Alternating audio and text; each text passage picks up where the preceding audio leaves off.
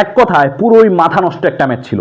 South Africa বনাম আফগানিস্তান, এই ধরনের থ্রিলার একটা কম্পিটিশন দিবে আফগানিস্তান কয়জন প্রেডিক্ট করছিলেন? কিন্তু আফগানিস্তান রিসেন্টলি যে পারফর্ম দেখাচ্ছে, প্রথম ম্যাচে নিউজিল্যান্ডের সাথে 180+ একটা স্কোর, এবং আজকের ম্যাচে সাউথ আফ্রিকার দেওয়া 187 রানের টার্গেট তারা প্রায় চেস করেই ফেলছিল, কিন্তু সেটা ড্র হয় এবং পরপর দুইটা সুপার ওভার।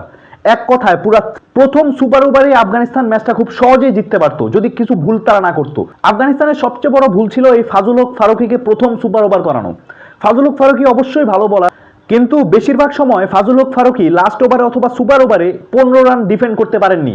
সর্বশেষ আপনাদের যদি পাকিস্তানের সেই ম্যাচটার কথা মনে থাকে, সেখানেও লাস্ট 3 বলে 9 রান লাগতো ফাজুল হক ফারুকি, লাস্ট বলে 4 রান লাগতো ফাজুল হক ফারুকি, সেখানেও 4 কনসিড করে এবং আফগানিস্তানকে একটা জিতা ম্যাচ হারিয়ে দেয়। তাছাড়াও ইন্ডিয়ার সাথেও 2 বলে 6 লাগতো, তিনি 6 খেয়ে আফগানিস্তানকে ম্যাচ হারান।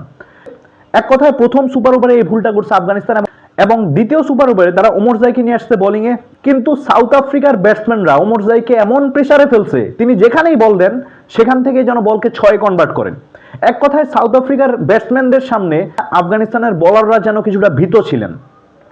এই কারণেই সুপার ওভারের প্রেসারটা আফগানিস্তান নিতে পারে নাই, কিন্তু সাউথ আফ্রিকা তাদের অভিজ্ঞতা এবং ব্যাটসম্যানদের যে দৃঢ়তা, সেখান থেকে খুব ভালো ফাইট দেখিয়েছে সুপার ওভারে। বিশেষ করে সেকেন্ড সুপার ওভারে যখন 24 রানের একটা টার্গেট দিল আফগানিস্তানকে, ধরেই নিয়ে 10-12 বেশি করতে পারবে না, কিন্তু সেখান থেকে রাহমানুল্লাহ গুরবাজ যে চমকটা দেখিয়েছেন, আরেকটু হলে তো তিনি আফগানিস্তানকে ম্যাচটাই জিতিয়ে ফেলতেন এবং ইতিহাসের অংশ হয়ে যেত আফগানিস্তান।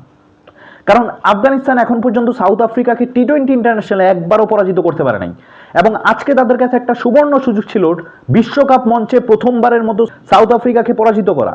এবং আফগানিস্তানের এই হারের ফলে অনেকটাই নিশ্চিত যে আফগানিস্তান এবারও টি-20 ওয়ার্ল্ড কাপের গ্রুপ পর্ব থেকেই বের হয়ে যাচ্ছে, পরবর্তী রাউন্ডে যাওয়ার কোনো সুযোগ নেই, কারণ আফগানিস্তানের গ্রুপে সাউথ আফ্রিকা এবং নিউজিল্যান্ড তারাই পরবর্তী গ্রুপে যাচ্ছে, অনেকটাই নিশ্চিত, প্রায় 100%ই ধরা যায়।